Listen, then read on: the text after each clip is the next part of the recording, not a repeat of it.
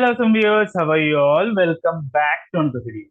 Guys, in this video, we are going to see how we can use this function wait for clickable in this particular scenario. If you see on the screen, I have something called enable element. So when I click on enable, this will come and then disable element will be there. What if I want to click on enable and disable at the same time? It will not work.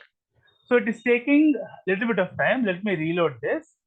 Let us take enable. You can actually give the timeout of enable and wait for clickable function. So you can see on the screen, wait for clickable is there. We have timeout, reverse timeout message and interval. We can use the following. So this is a simple example which they have added. We can wait for element, let's say for 3 seconds and then click on it. Okay. So let me open WebdriverIO. Okay. So now let me create a test in the specs. I'll add normal test.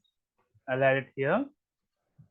Wait for clickable.js file.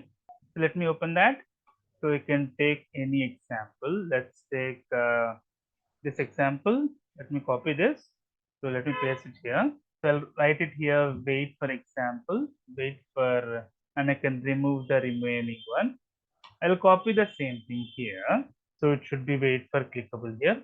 So now let us see the URL. What was the URL which we saw? So I want to add the URL here. So let me take the URL. So I just copied that. So I'll add it here. And then I can click on one particular element. So let me inspect it. Let me see enable element. So it's a button, enable. We can just write the next path here. So yeah, it was able to identify. Let me copy this. So once you have done enable.click, you can just write this thing, wait for it, wait for clickable. So let me concentrate on this. So there are many elements we can do it. So let me use constant disable.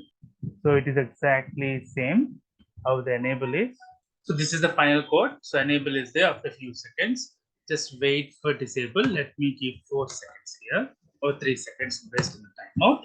Now let me run npm run test run. Now it should be able to launch the browser. So in the Chrome browser, it will now launch the application. Now it will try to click on enable. And then after clicking on it, it will click on disable. Now it has passed. Waited for the clickable. It waited for 4 seconds. So it has passed. Hope you have liked the video, guys. If you like the video, please click on like. If you're a new viewer, please click on subscribe. Till then, guys, take care. Have a great day. Bye bye.